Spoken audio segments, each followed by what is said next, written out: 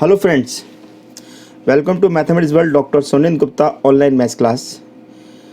आज हम आपको बताएंगे किस प्रकार से हम आपको लीजेंड्रे पॉलिनोमियल फंक्शन के बारे में बताएंगे। स्टूडेंट की डिमांड पर ये बार बार पूछा जाता है, सर आप लीजेंड्रे पॉलिनोमियल कब हमें पढ़ाएंगे। तो आज मैं आपको लीजेंड्रे पॉलिनोमियल फंक्शन के बारे में बताऊँगा। लेक्चर को स्टार्ट करने से पहले आप लोगों से रिक्वेस्ट है कि अगर आपने मेरा चैनल अभी तक सब्सक्राइब नहीं किया तो चैनल को सब्सक्राइब कर लें और बेल आइकन को प्रेस ज़रूर करें, जिससे कि आप फर्दर नोटिफिकेशन आपको मिलता रहे। आइए स्टार्ट करते हैं लीजेंड्रे पॉलिनोमियल फंक्शन। तो लीजेंड्रे इक्वेशन एंड फंक्शन हमारा टॉपिक है। लीजेंड्रे डिफरेंशियल इक्वेशन और सॉल्यूशन ऑफ लीजेंड्रे इक्वेशन, ये लेक्चर नंबर 1 है।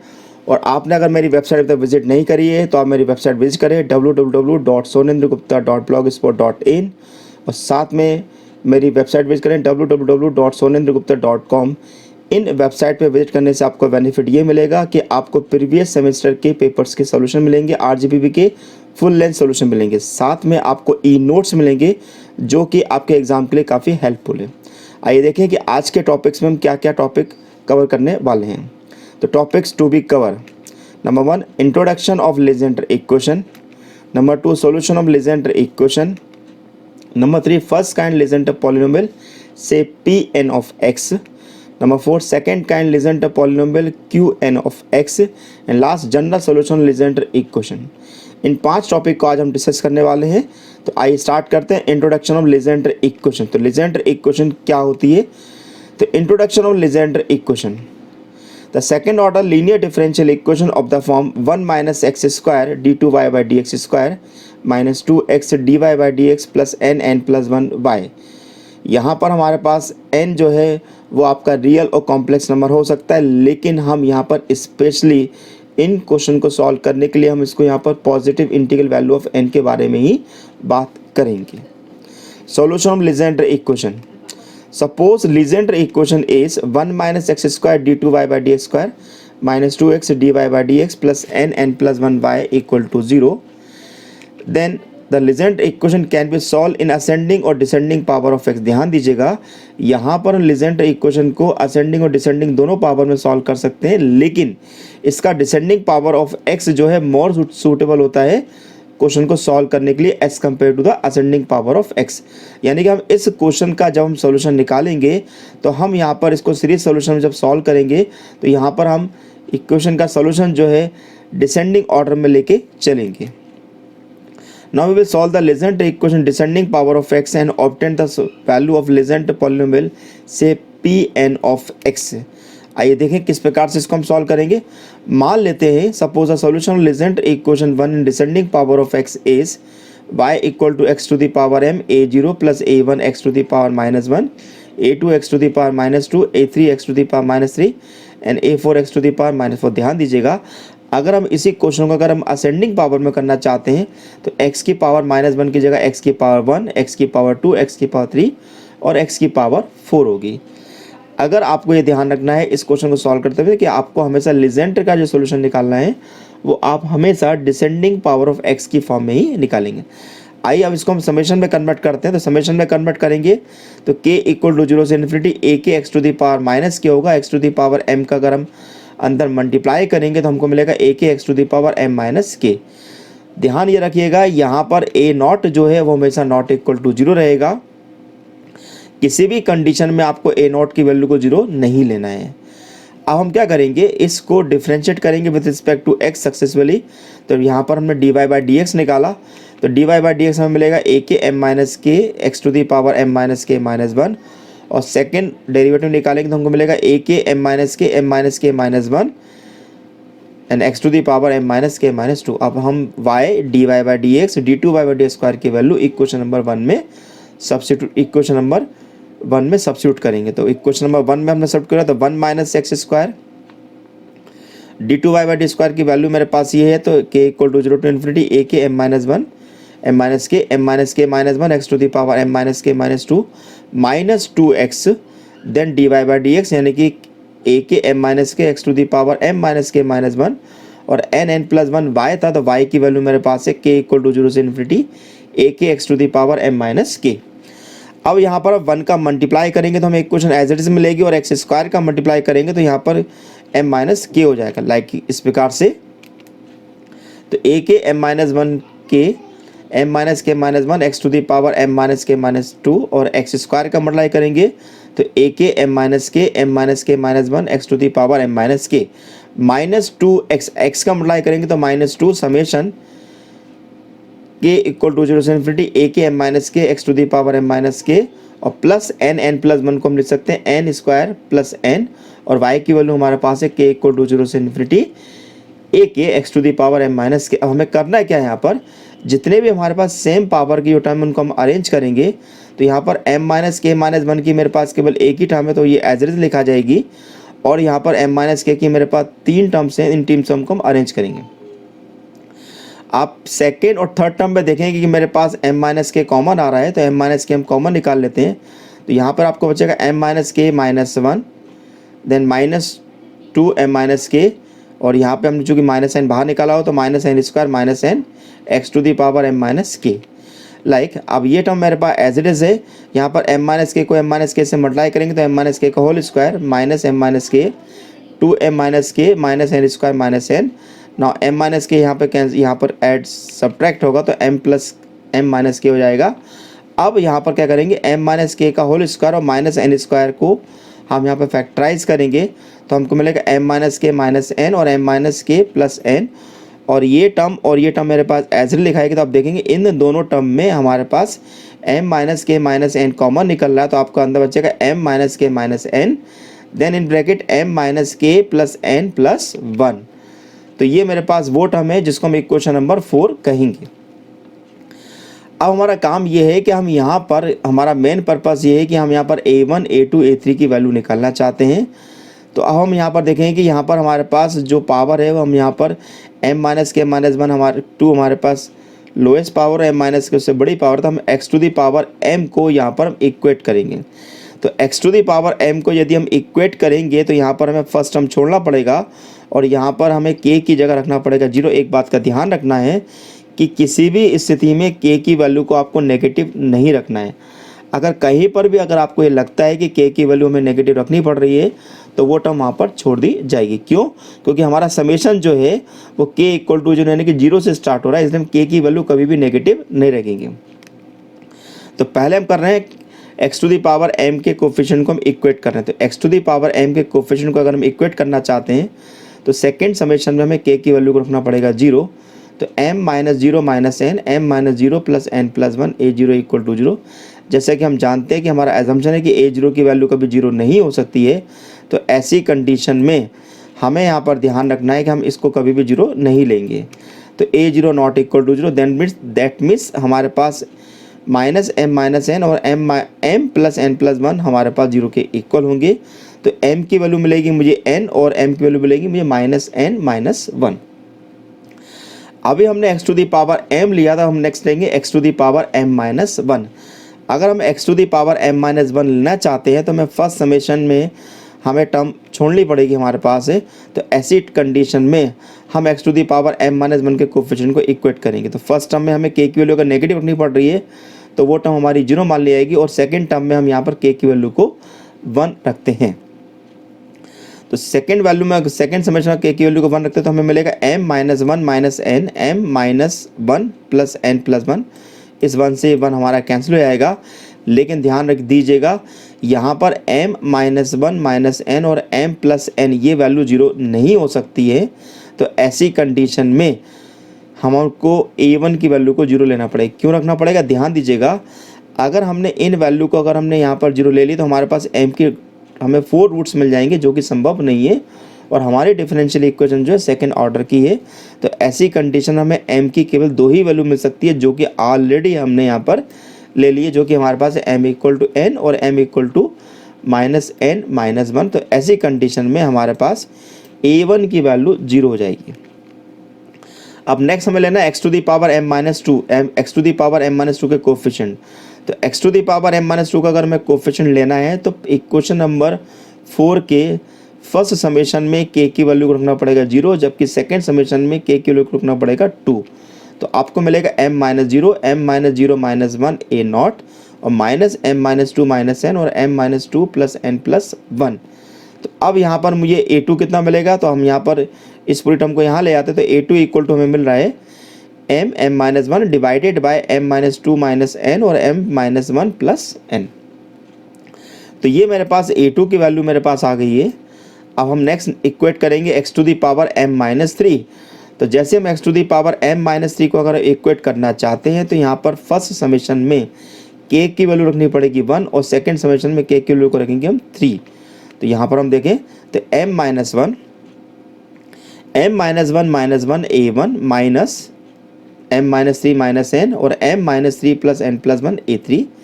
तो अब यहाँ पर हमारे पास ये m माइनस टू हो जाएगा।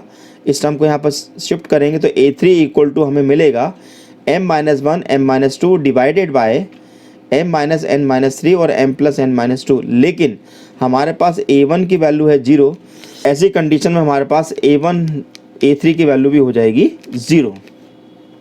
अब नेक्स्ट हम इक्वेट करना चाहते हैं x to the power m minus four. इसका मतलब ये हुआ कि समेशन फर्स्ट में हमें m k की जगह रखना पड़ेगा 2 और सेकंड समेशन में k की वैल्यू रखनी पड़ेगी 4। तो m minus two minus one a2 m minus four minus n और m minus four plus n plus one a4 equal to 0। यानी कि हमें मिलेगा m minus two m minus three a2 m minus n minus four m plus n minus three a4 equal to 0। यानी कि a4 की value हमें मिलेगी m minus two m minus three divided bye m minus n minus four और m plus n minus three. अब a2 मेरे पास क्या आया था m माइनस वन, तो इसकी वैल्यू रख देते हैं। तो m minus one minus two m minus three divided bye m minus n minus to और m minus n minus four m plus n minus one और m plus n minus three a not. अब हमें करना है क्या है कि जो भी हमारे पास a2 और a4 और a1 और a2 की वैल्यू आई हुई है इन सभी को हम इक्वेशन नंबर 2 में सब्स्टिट्यूट करेंगे। तो हमारे पास x to the power m, तो फर्स्ट टर्म हमारे पास हो गई यहाँ पर a नॉट, सेकेंड थी हमारे पास a1, तो a1 की वैल्यू मेरे पास है 0। a2 की वैल्यू मेरे पास है m minus one m minus n minus two m plus n minus one a naught x to the power minus two. Third term यानी कि मेरे पास a3 आया था 0 और a4 की वैल्यू मेरे पास ये है। इन सभी के अंदर आप देखेंगे कि हमारे पास ये टर्म यहाँ से ख़त्म हो जाएगी। इस टर्म को यहाँ पर हम ख़त्म कर देते हैं। तो ये मेरे पास आ गया y x to the power m और सभी में से a नॉट मेरे पास कॉमन निकल रहा है, तो a नॉट की वैल्यू को मैं कॉमन निकाल लूँगा। अब आप देखेंगे हमारे पास ये मेरे पास वो इक्वेशन आ गई जिसमें हमें काम करना है और इस इक्वेशन को हम यहाँ दे देते हैं इक्वेशन नंबर 5। अब यहाँ पर हमारे पास दो केस अराइज होंगे। पहला केस अराइज होगा जहाँ एक पर हम रखेंगे m की वैल्यू को n और सेकंड केस में m की वैल्यू को रखेंगे माइनस n माइनस वन। तो केस नंबर 1 हमारा है कि हम m इक्वल टू n रख रहे हैं। तो m इक्वल टू n रखेंगे तो हमको मिलेगा x to the power n n minus one minus two 2n minus one x to the power n minus two n minus one n minus two n minus three, नीचे मिलेगा minus two minus four 2n minus one 2n minus three. ध्यान दीजिएगा हम जहाँ जहाँ m आ रहा है वहाँ पर हम n रखते आ रहे हैं। अब आप देखेंगे माइनस साइन यहाँ शिफ्ट हो जाएगा मेरे पास और ये माइनस माइनस प्लस हो जाएगा, यानी कि ये प्लस ही रहेगा। तो ओवरऑल आपके पास एक क्वेश्चन आएगी a0 x to the power n minus n minus one upon two n minus one x to the power n minus two n minus one n minus two n minus three divided by 2 into 4 2n minus 1 2n minus 3 x to the power n minus 4. Now say this equation number 6. Case number second हमारे पास होगा कि हम m की जगह n minus n minus one रखेंगे। तो ध्यान ये रखना है जैसे हम वैल्यू सब्स्टिट्यूट करेंगे तो हमारे को क्या मिलेगा, this is a0 x to the power minus n minus one, यहाँ पर होगा माइनस n माइनस वन, यहाँ पर आपको होगा माइनस n माइनस टू हो जाएगा। यहाँ पर हमारे पास होगा 2 माइनस 2n माइनस थ्री और ये टर्म मेरे पास होएगी माइनस टू और x की पावर हो जाएगी माइनस n माइनस थ्री। ध्यान रखना इक्वेशन नंबर 5 में हम m की जगह माइनस n माइनस वन रखने पे हमें ये इक्वेशन मिल रही है। इसी प्रकार हमारे पास थर्ड टर्म मिलेगी minus n minus one minus n minus two minus n minus three minus n minus four divided by minus 2n minus three minus 2n minus five and minus two minus four. अब यहाँ पर ये दो minus n यहाँ पर तो plus हो गए, ये दो माइनस n यहाँ पर ये भी प्लस हो गए। इसी प्रकार यहाँ चार माइनस साइन है, यहाँ पे भी चार माइनस है, तो ओवरऑल प्लस, यानी कि ऊपर ओवरऑल हमारे पास जो इक्वेशन मिलेगी वो पॉजिटिव फॉर्म में हमें मिलेगी। तो ये मेरे पास इक्वेशन नंबर 7 हो गई। अब तो ओवरऑल हमारे पास जो सोल्यूशन लिखा आएगा वो सोल्यूशन किस प्रकार से लिखा आएगा, तो y equal to C1 y m equal to n और C2 y equal to minus n minus 1। तो पहली इक्वेशन टर्म हमारे पास है C1 a नॉट, ये हमने रख दी, और सेकंड वैल्यू रखेंगे C2 a not and second value. तो ये मेरे पास वो सोल्यूशन हो जाएगा जो हमारा जनरल सोल्यूशन कहलाता है। तो लीजेंड्रे फंक्शन का जो जनरल सोल्यूशन है वो इक्वेशन नंबर 6 और इक्वेशन नंबर 7 करके बनाते हैं, और इस इक्वेशन को हम यहाँ पर इस प्रकार से लिखते हैं। आइए बात करते हैं first kind Legendre polynomial Pn of x के बारे में। डियर फ्रेंड्स, अगर आपको किसी भी प्रकार का कोई डाउट अगर आपको आता है लेक्चर से संबंधित, आप मुझसे लेक्चर के कमेंट बॉक्स में पूछ सकते हैं। आपकी क्वेरी को जल्द से सॉल्व करने की कोशिश की जाएगी। अब यहाँ पर आपको बताना चाहेंगे कि लीजेंड्रे पॉलिनोमियल फंक्शन में जो हमने यहाँ पर इक्वेशन नंबर 6 और इक्वेशन नंबर 7 जो हमने बनाई है, जो आप देख रहे हैं यहाँ पर, तो यहाँ पर जो फर्स्ट वाला जो पोर्शन हमारे पास आ रहा है ये हमारे पास Pn ऑफ x कहलाता है, जिसको हम लीजेंड्रे फर्स्ट काइंड फंक्शन ही कहते हैं। और जो सेकंड पोर्शन हमारे पास जो दिखाई दे रहा है इसको यहाँ पर लीजेंड्रे सेकंड काइंड फंक्शन के नाम से जाना जाता है। तो अब हम यहाँ पर आपको फर्स्ट काइंड और सेकंड काइंड फंक्शन के बारे में आपको बताएंगे, फर्स्ट काइंड और सेकंड काइंड फंक्शन किस प्रकार से डिफाइन करते हैं और उनकी वैल्यूज़ क्या होंगी। आइए बात कर रहे हैं फर्स्ट काइंड लीजेंड्रे पॉलिनोमियल, जिसको हम Pn ऑफ x से रिप्रेजेंट करते हैं। तो जैसे कि हमने इक्वेशन नंबर 6 में आपको बताया था, इक्वेशन नंबर 6 हमारे पास ये है। अगर हम यहाँ पर a नॉट की वैल्यू को एक वैल्यू सब्स्टिट्यूट कर देते हैं जो कि स्टैंडर्ड वैल्यू होती है, ध्यान ये रखिएगा हम जो भी यहाँ पे सॉल्यूशन निकाल रहे हैं वो हमेशा n की पॉजिटिव इंटीग्रल वैल्यू के लिए ही बात की जा रही है। तो यहाँ पर हम a0 की वैल्यू पुट कर रहे हैं 1.3.5, where n is positive integer, then the value of a naught is consider that 1.3.5 2n minus 1 divided by factor n। इस वैल्यू को हम यहाँ पर सब्स्टिट्यूट कर देते हैं, तो ये हमारा कहलाएगा फर्स्ट काइंड पॉलिनोमियल फंक्शन, जो कि हमारे पास होगा Pn of x 1.3.5 2n minus 1 factor n x to the power n n minus 1 2 2n minus 1 x to the power n minus 2 and n minus 1 n minus 2 n minus 3 2 into 4 2n minus 1 2n minus 3। कई book में यहाँ पर correction दिया हुआ है कि यहाँ पर वो n रख देते हैं, जो कि गलत है। तो आप हमेशा इस बात का ध्यान रखिएगा कि यहाँ पर हमारे पास जो a नॉट की वैल्यू होती है यहाँ पर इसको फैक्टर n की फॉर्म में रखा जाता है। तो ये आपका कहलाता है यहाँ पर first kind Legendre polynomial function. आइए बात करते हैं। अब यहाँ पर हम अगर n की वैल्यू को 0 1 2 3 रख देते हैं तो यहाँ पर हमें P0 P1x और P2x बड़ी आसानी से हम निकाल सकते हैं। The Pnx is also called the terminating series with positive power of x। यहाँ पर ध्यान दीजिएगा, यहाँ पर जो भी x की पावर जो आ रही है वो पॉजिटिव हमको मिल रही है, इसलिए इसको टर्मिनेटिंग सीरीज के नाम से भी जाना जाता है। अगर हम यहाँ पर P0 of x, P1 of x और P2 ऑफ x का ग्राफ बनाना चाहते हैं तो हमें कुछ इस प्रकार से हमें यहाँ पर मिलेगा। आइए बात करते हैं second kind of Legendre polynomial function, जिसको हम Qn ऑफ x से रिप्रेजेंट करते हैं। इक्वेशन नंबर 7 हमारे पास थी y equal to a0 x to the power minus n minus 1 n plus 1 n plus 2 2 into 2n plus 3 x to the power minus n minus 3 and the third term n plus 1 n plus 2 n plus 3 n plus 4 2 into 4 2n plus 3 2n plus 5 and x to the power minus n minus 5। यहाँ पर a0 मेरे पास constant है और इस a0 की value को हम यहाँ पर फिर से उसी फॉर्म में रखना है। n is positive integer, then the value of a0 is factor n upon 1.3.5 2n plus 1। ये आपको ध्यान रखना है कि आपको जब Qn ऑफ x डिफाइन करना है तो हमें a0 की वैल्यू ये रखनी है, और यदि हमें Pnx डिफाइन करना है तो 1 into 3 into 5 dash dash 2n minus 1 upon factor n रखना। तो इस बात का आपको विशेष तौर पर ध्यान रखना है कि हमें a नॉट की वैल्यू कहाँ पर किस प्रकार से रखी जाएगी। Putting in above equation, then the above solution is called Legendre of second kind and it is denoted by Qn of x। Then Qn of x हमारे पास हो जाएगा factor n 1 into 3 into 5 2n plus 1 and so on. ये मेरे पास हो गया आपका Qn of x। Okay, अब यहाँ पर हमारे पास n के लिए 0 1 2 3 रखेंगे तो हमें Q0 of x, Q1 of x और Q2 of x मिल जाएगा, जो कि यहाँ पर x की पावर जो है नेगेटिव फॉर्म में आगे एक्सपांड हो रही है। तो ऐसी कंडीशन में ये नॉन टर्मिनेटिंग सीरीज कही जाती है। तो Qn of x is also called non terminating series with negative power of x। इसी प्रकार इसका ग्राफ बना सकते हैं यहाँ पर डिफरेंट वैल्यूज़ के लिए। तो इस प्रकार से हम यहाँ पर पी एन ऑफ एक्स और क्यू एन ऑफ एक्स को आसानी से डिफाइन कर सकते हैं। डियर फ्रेंड्स, अगर आपको किसी भी प्रकार का कोई डाउट आता है लीजेंट पॉलिनोमियल के अंदर तो आप मेरे को लेक्चर के कमेंट बॉक्स में पूछ सकते हैं। आपकी क्वेरी जल्द से जल्द सॉल्व करने की कोशिश की जाएगी। आइए अब कुछ बात करते हैं कि हम find the value of P0 of x, P1 of x और P2 of x, P3 of x कैसे निकालते हैं।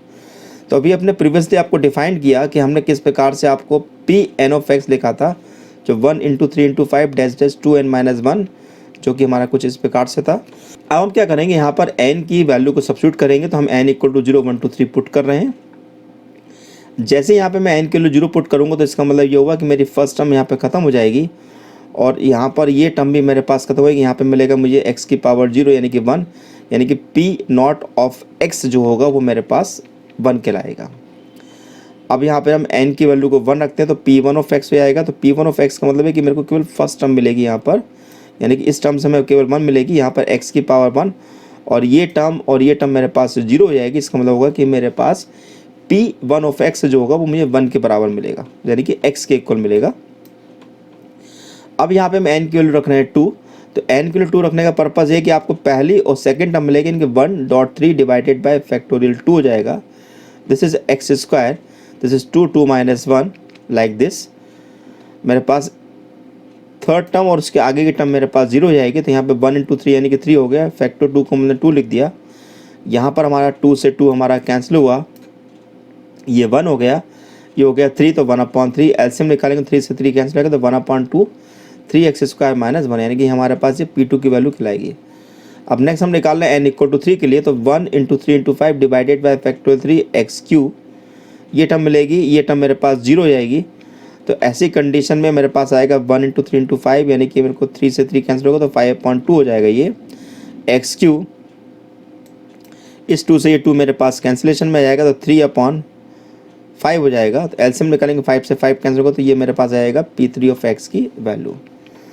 तो इस प्रकार से हम ये वैल्यू निकाल सकते हैं। डियर फ्रेंड्स, हम इस लेक्चर में हम यहाँ पर ये भी स्टार्ट कर रहे हैं किस प्रकार से यदि कोई क्वेश्चन हमारे पास CSIR नेट PSC UPSC या गेट में आता है तो वो क्वेश्चन किस प्रकार से लीजेंट पॉलिनोमियल पे बन सकते हैं, तो वो क्वेश्चन भी आपको यहाँ पे हम बता रहे हैं। लेकिन इनके आंसर आपको खुद बताने हैं और लेक्चर के कमेंट बॉक्स में बताएं कि वो आंसर क्या क्या। Legendre polynomial function of first kind Pn of x is known as, यानी कि Pn ऑफ x को हम क्या कहते हैं, टर्मिनेटिंग सीरीज बोलते हैं, नॉन टर्मिनेटिंग सीरीज बोलते हैं, या टर्मिनेटिंग और नॉन टर्मिनेटिंग दोनों कहा जाता है, या नॉन ऑफ दिस।